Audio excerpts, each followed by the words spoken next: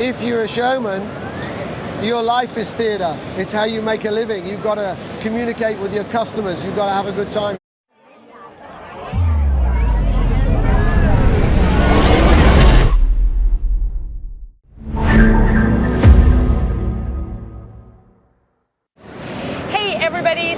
Here, CMO of Embed, and I'm telling you right now, there is nobody who's more excited than me at IAPA to be talking to this legend, this icon, the man, the myth, oh my goodness, all of it. Okay? Oh my goodness. It is James Miller. Okay, James Miller of Funstation in the UK, the biggest operator in the UK, but but actually so much more. And so anyway, James, I'm so excited to be chatting with you. I really am. I mean, this is such a gift because I know you're usually pretty media shy. And you're usually like, hey, you know, where's the paparazzi there with the camera? Because you know Hannah's always around to try to take a picture, right? So again, I thank you. Okay, I thank you. Okay, anyway, you know, the purpose of our chat today was just to shine a light on the industry, specifically the FECs that are privately owned, okay, and you know, family owned and operated, okay, and specifically talk to, if you will, the leader of these companies that founded those companies and really their ideas behind doing so. So please, James, why don't we take this first question, okay, let's take the first question, which is just literally a, you know, what inspired you to go into this industry, to set up your company? Because here's the thing, as you know well, it takes grit, hard work and hustle to basically set up your own company and then stay with it until you get to that tipping point where you're like, okay, all right, we're doing all right. So, and again, family owned and operated, so I'm gonna hopefully be talking to your wife, your sister-in-law, your boys. But first tell us, what inspired you to set up Funstation? And tell us where you were, when it was, and then where it is now. Wow, that's some question. And it's great to see you, by the way, and it's great to be back at IAPA, seeing all the great new equipment and meeting everybody and catching up with old friends. We love being a part of this industry. So to answer your question, where did it begin for us? So I come from a showman's background. So my family goes back 5 generations in the UK. So providing value for money, entertainment is in my DNA. Okay, so same with my wife. We don't know how to do anything else. Understood. So it was natural for us. I grew up in my father's business, doing things and learning the trade, just as my sons are doing the same thing now. So there was no other real outlook for me. It's what we did. And I suppose that carries you on through later life in the way that as an owner-operator, it's not just a job. It's a lifestyle. And it's not a measurement of your paycheck. It's what you create. Right. You know? Yes, absolutely. So I hope that. It does. Okay, question for you. When you say, okay, so 5 generations, I mean, like, I'm so inspired here because it's so amazing, okay? So it's not what you do, it's who you are and how you do it, basically, what I'm hearing. It's your jam, okay? So question for you then, okay? What was your family's entertainment business? Just out of curiosity. Fairgrounds. I love it. You know how many families, this is fascinating, Jason, because there's so many families that started in circuses, fairgrounds, and then kind of transitioned into family entertainment, meaning through technology and electronics, right? And then electronic games and all those things in the 80s. Yeah. Okay, so fairgrounds was the biz. Can I tell you, sidebar here, I always thought you did have a flair for the creative and the dramatic. Like I did. I always thought, you know, I was like, in my mind, I was like, I wonder if he was in any. Did you ever do any theater or anything? No. Okay. But if you're a showman, your life is theater. It's how you make a living. You've got to communicate with your customers. You've got to have a good time. You've got to be outward. Otherwise, you're not going to get anywhere. You're right. And I'm not alone in the UK. I've got lots of friends and relatives that come from the same background. Right. And they're the same as me. Generations of families focusing on their business. That it's not a corporate outlook. It's their lifestyle. It's what they do. That's right. You know what I mean? It's what they do. Yeah, and it's great to be a part of it. I don't think the UK is the only country that's like that. And I think it's businesses like ours and our background, we know our product, we know our customers, we work hard, and we deliver. and I think it's the backbone of the entertainment industry in the UK. I really do. I think you're right, but let's remember that the UK, specifically England, is home to Shakespeare. Okay, so there is a history and a legacy there of showmen, right, and playwrights and obviously poets and all of that.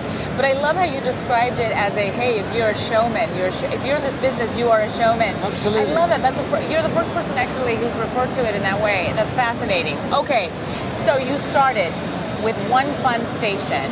Okay, how many years ago? No, Funstation came later. Okay. So my wife and I, Vanessa, we got married. She's from the same background. So you have that work ethic, you want to get on.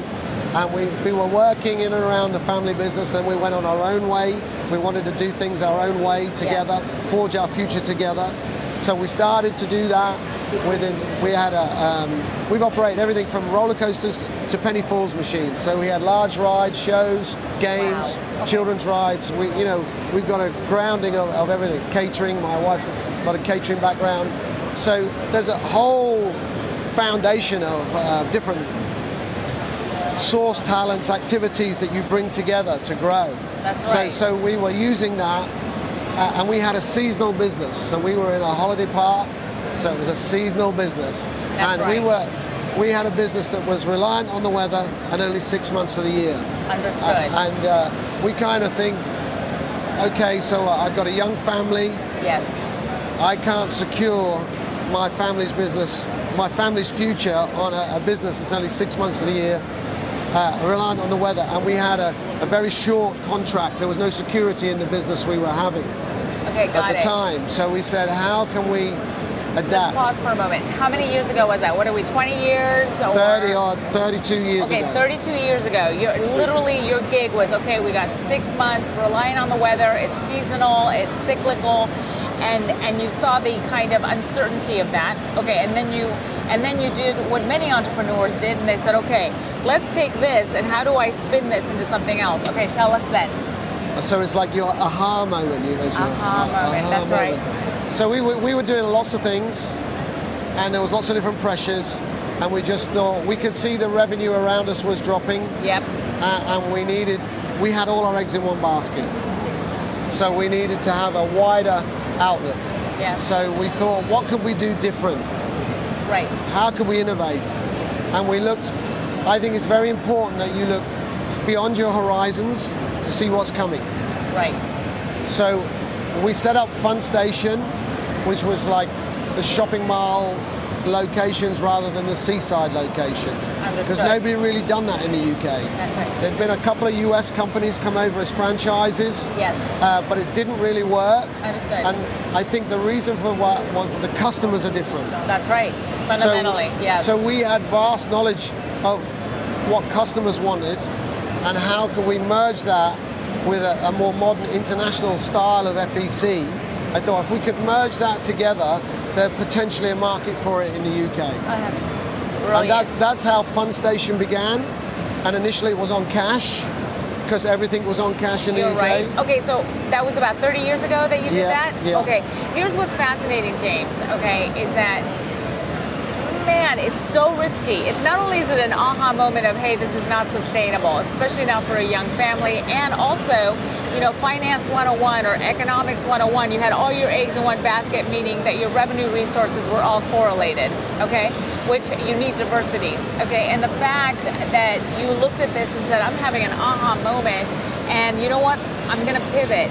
Pivoting and trying something new, even if it is connected, and of course you're using everything and all the experience that you have for this new endeavor, it's still quite risky, not to mention the investment that you had to make to go into it and then say, okay, let's see if we can make this work. So you started with one location, a shopping mall? That's correct, yeah. Okay. First location was in our hometown in Northampton. Yeah. We did a small location at Funstation. It went really well.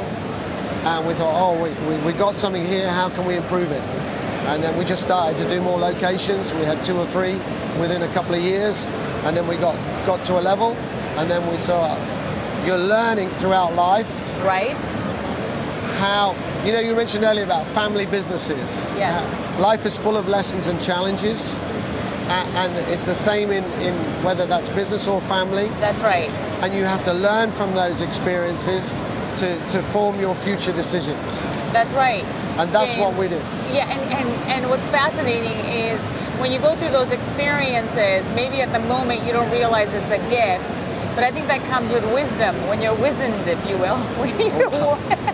And listen, wisdom only comes with time, right? So as somebody I would like to think is also mature myself, it's fascinating how you're then able to look at some of the challenges that you might have had in the past and said, wow, you know, that was a gift. And the gift was the learning of certain things, and being able to grow from them. I would think that would be really, really hard, especially when family is involved. Would you not agree? Well, we're not a family, we're a team. So my wife and I are a team. Okay. I'd be lost without her. She's the backbone, and she keeps me sane and grounded.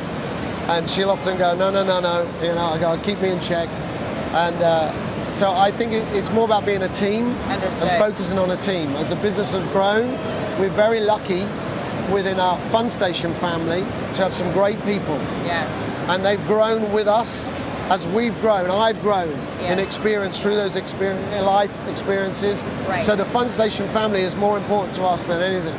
You know, we're very lucky to have people join us at early age as just part-time, and now they're senior positions in the company. I know, and one example of that would be Julie Petit, and I have to tell you, I loved when I met her, and I loved when I chatted with her, because she told me, you know, she went through life, she started with you very young, I know, and she's... No, she didn't start with me very young. And she's well... She's always young. Okay, she's always young, there you go. And she's grown, and she shared with me that, you know, as certain things happen, let's say, in her personal life, right, there were challenges, and I mean, hey, everybody knows that in life you will have challenges, right? It's just about how you navigate it.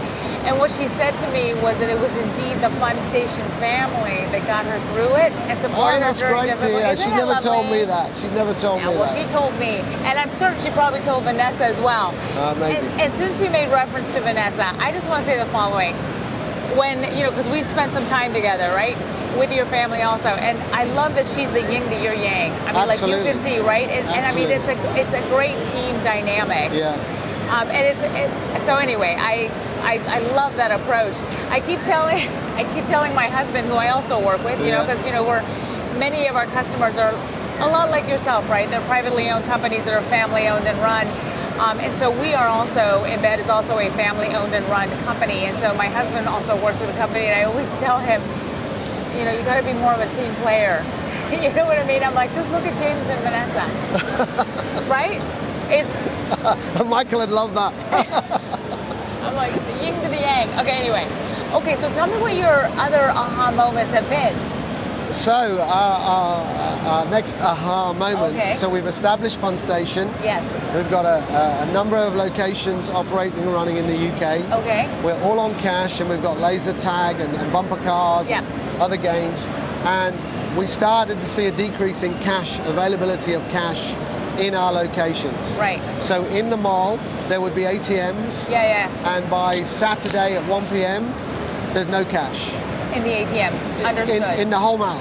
Okay, got it. Because people couldn't get cash. Understood. So we try to get ATMs in, and then because of the link network in the UK, they say, oh no, there's already provision there. Because the malls get so busy at the weekend and nobody in the week, by lunchtime all the cash, the machines are empty. That's insane. So I've got customers coming into our venues, can we get cash, can we get cash, you know, and we don't have that facility in the UK to allow people to play with credit or debit cards on arcade games. Understood. What year was this approximately? This would be about 25 years ago. Okay, understood. So 25 years ago, you're purely a cash business, you've grown, you have multiple locations, but you're finding there's a limit to the access of cash. And here's the thing, on a weekend, for customers not to be able to get access to funds to be able to play, that's actually going to hurt your business. So then at that point, what happened with that aha moment where you said, okay, what can I do?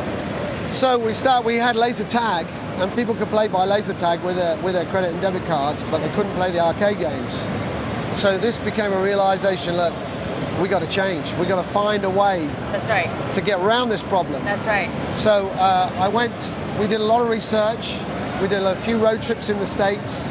We also looked around Europe. We visited many locations, talked to all the different car providers. We came to Embed, and we got the opportunity with Embed to look at what opportunities there were. And I remember coming back from a trip to the States. Yes.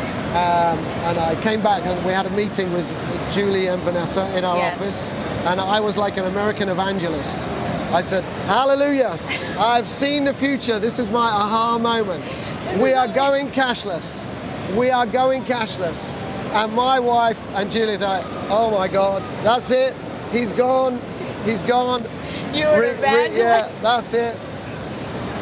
He's gone now. That'll never work, you know? I'm dying with thee. I was an American evangelist. Yeah. Hallelujah. I had seen the light, and I believed, and I was going to make it happen. And lucky enough, I had the confidence with Julie and Vanessa behind me to say, well, okay. Well, I was going anyway. You know, we were going to do this, and working with Embed gave us the opportunity to do that. Oh, that's good. And that was over 20, that would be over, yeah, that'd be 20 years ago, I think. That's right, that's right. Yeah. That's amazing. So I think we did the first location, we actually went cashless about 15 years ago. Yeah. And at the time in the UK, it was unheard of. Nobody had done that, you know? Yeah, which actually highlights, I'm going to sidebar here, it highlights the trailblazing innovator mentality, or part of your brain that you have, that you were willing to say, look, I have a problem, I'm going to find a solution. Exactly. I've seen it work over there, let's make it work over here. I don't care that no one else is doing it. I don't care that everyone else is running around with a bucket of 2 pences, and that's how they're operating. I want to operate at a larger level, and I certainly don't want to restrict my revenue. So you embrace technology, and here's the thing, you're not a technologist, and for you to have said that is huge. I mean, that is a huge aha moment to say, I found a solution, I'm not a technologist, but it seems to be working over there, let's do it. Julie turned out to be a techie. I know that, because she said, hey, I learned it, I learned it, I learned it. Every time I needed to do something else, I kept learning. And now it's 20 some odd years in a partnership. That's amazing. But that's part of life. You never stop learning in life. That's true. And you never stop growing and learning. I said earlier, life is about experiences and what you learn. So you're right, we had a problem, I need to find a solution.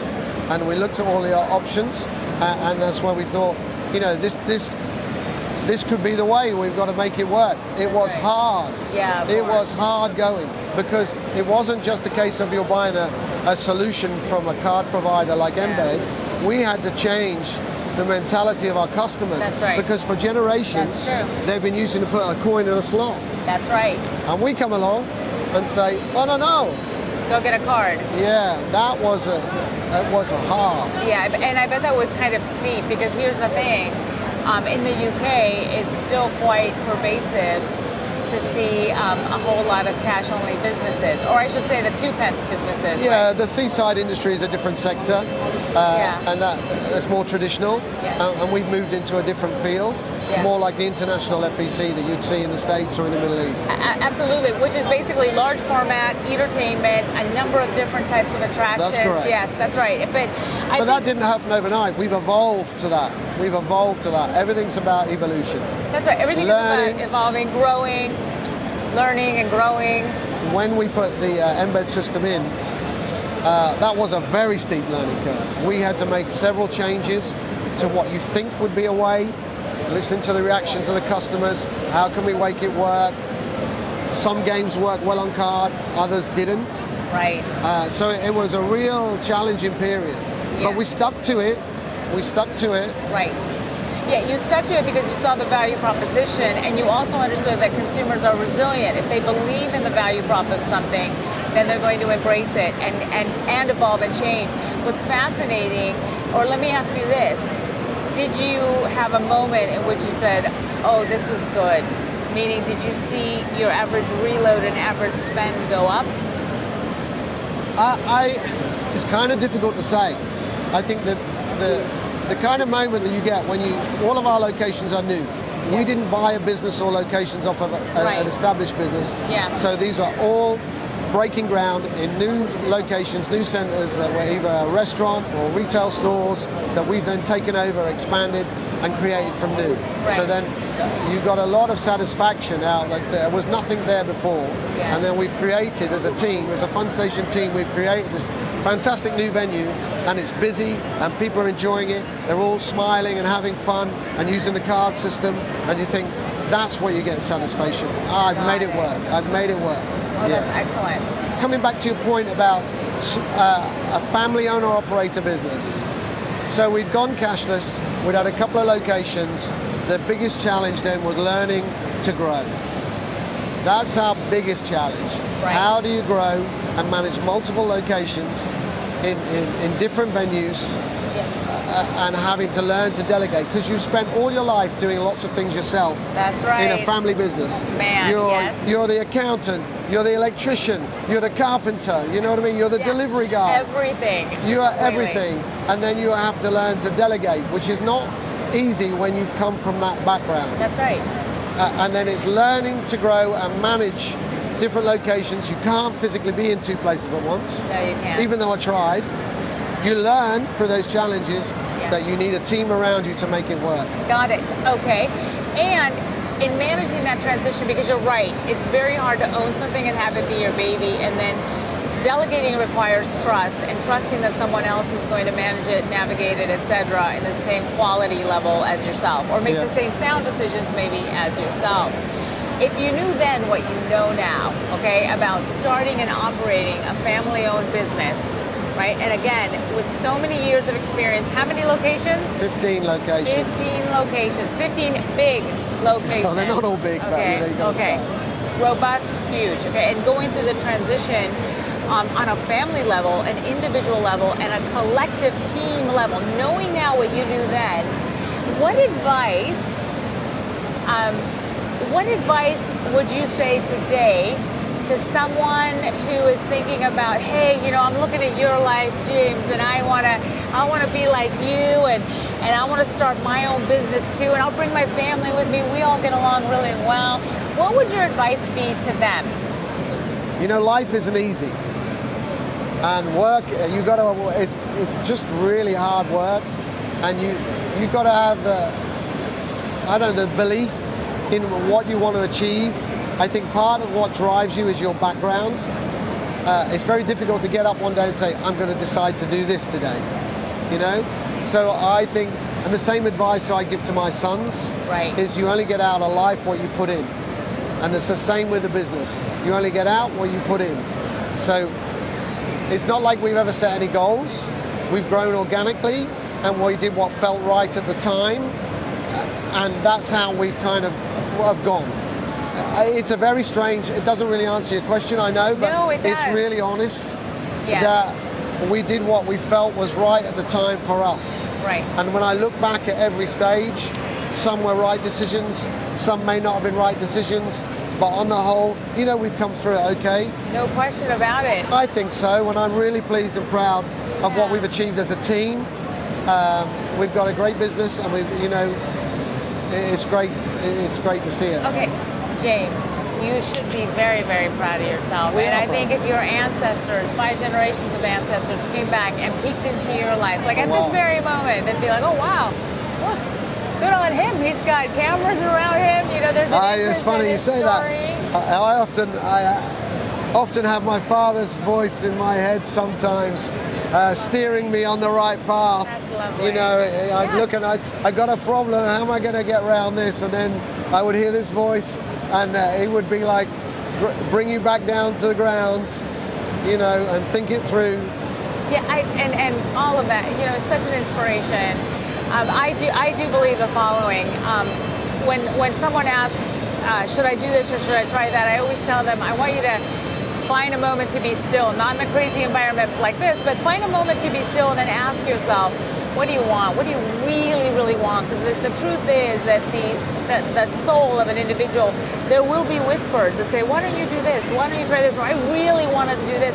I feel like your gut will always tell you. But here's the thing. If you're going to endeavor to do something on your own, okay, if you don't really, really want it, and you're not, I mean, it's just a passing fancy, or it just seems like, hey, I want to own my own business too, without realizing the hard work, the grit, the hustle, and the discipline of sticking in there when you could have easily said, listen, let's cash out, let's simplify our lives, then it's just not, I just think you really have to want it, because it is a tough go. It's not easy. It's not for the faint of heart, that's for sure. No. You're absolutely right in all of that. And I think I come back to what I said earlier about our background, where we came from, what we're made of, what our outlook is. It's what we do. It's a lifestyle, and I don't know how to do anything else. There you go, right? And which is, how amazing is that? Because how many people do we hear when they say, oh, I just wish I could find my passion, or I just want to find that thing that I'm meant to do, or it's actually, you found it, James. So people will always say to me through our journey, what's your plan? We never had a plan. We never had a plan. We just did what we felt was right between us. Is this the way to go? Should we do this? And at every crossroads or junction, we just thought, where we're going to go, what we're going to do. And that might seem really strange to a lot of people, but I'm being honest.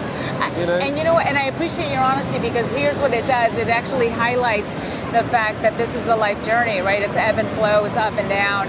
And owning your own business makes you really mindful of the present. And so I think that, because here's the thing, it's a universal truth that life is uncertain, right? Oh, yes. And unfortunately, people will conflate confidence with certainty, like, oh, that person must really, be certain. Actually, it's a universal truth that, hey, nobody knows what's going to happen, right? No. Uncertainty is a fact of life. And the only way to navigate it, to navigate the uncertainty, is to actually be present in the moment and do what you think is best. And you already did that. You have about 40 years of experience doing that. Way to go, James. Well, I think if you look, combined with Vanessa, we've got like 100 years of experience. Oh, I love it. Thank you so much for your time. I so appreciate it. No, it's great. It's such a blessing. It's such a gift, the gift of your example. So I thank you. It's great to talk to you. Thank you for asking me.